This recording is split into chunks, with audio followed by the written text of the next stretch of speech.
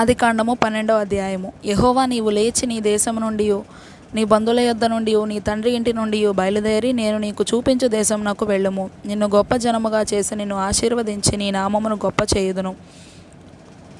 నీవు ఆశీర్వాదముగా నుందువు. నిన్ను ఆశీర్వదించు వారిని ఆశీర్వదించెదను, నిన్ను దూషించు వారిని శపించెదను.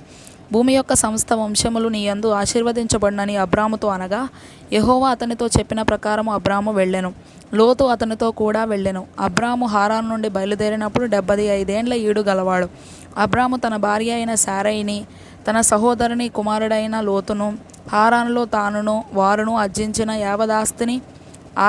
యావదాస్తిని వారు సంపాదించిన సమస్తమైన వారిని తీసుకొని కనాను దేశమునకు వెళ్ళుటకు బయలుదేరి కనాను దేశమునకు వచ్చిరి.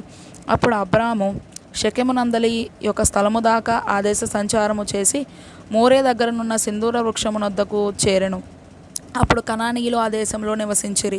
యెహోవా అబ్రామునకు ప్రత్యక్షమై నీ సంతానమునకు ఈ దేశం ఇచ్చేదనని చెప్పగా, అతడు తనకు ప్రత్యక్షమైన యెహోవాకు ఒక బలిపీఠమును కట్టెను.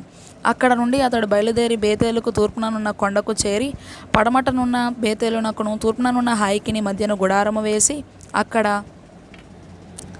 యెహోవాకు బలిపీఠము కట్టి యెహోవా నామమున ప్రార్థన చేసెను. అబ్రాము ఇంకా ప్రయాణము చేయుచు దక్షిణ దిక్కుకు వెళ్ళెను.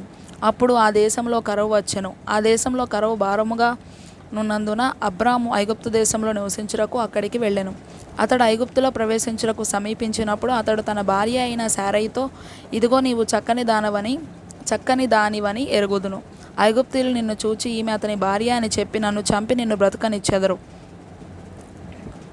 నీ వల్ల నాకు మేలు కలుగునట్లును నిన్ను బట్టి నేను బ్రతుకున్నట్లును నీవు నా సహోదరువని దయచేసి చెప్పుమనెను. అబ్రాము ఐగుప్తులో చేరినప్పుడు ఐగుప్తీయులు ఆ స్త్రీ మిక్కిలి సౌందర్యవతి అయి ఉండుట చూచిరి. ఫరో యొక్క అధిపతులు ఆమెను చూచి ఫరో ఎదుట ఆమెను పొగడిరి. గనుక ఆ స్త్రీ ఫరో ఇంటికి తేబడెను. అతడు ఆమెను బట్టి అబ్రామునకు మేలు చేసెను. అందువలన అతనికి గొర్రెలు, గొడ్లు, మగగాడిదలు, దాసులు, పనికత్తెలు, ఆడుగాడిదలు, ఒంటెలు ఇయ్యబడెను. అయితే యెహోవా అబ్రాము భార్య అయిన శారయిని బట్టి ఫరోను అతని ఇంటి వారిని మహావేదనల చేత బాధించెను. అప్పుడు ఫరో అబ్రామును పిలిపించి, నీవు నాకు చేసినది ఏమిటి? ఈమె నీ భార్య అని నాకెందుకు తెలుపలేదు? ఈమె నా సహోదరి అని ఎలా చెప్పితివి? నేను ఆమెను నా భార్యగా చేసుకొందునేమో. అయితేనేమి, ఇదిగో నీ భార్య, ఈమెను తీసుకొని పొమ్మని చెప్పెను. మరియు ఫరో అతని విషయమై తన జనులకు ఆజ్ఞాపించినందున వారు అతనిని అతని భార్యను అతనికి కలిగిన సమస్తమును పంపివేసిరి.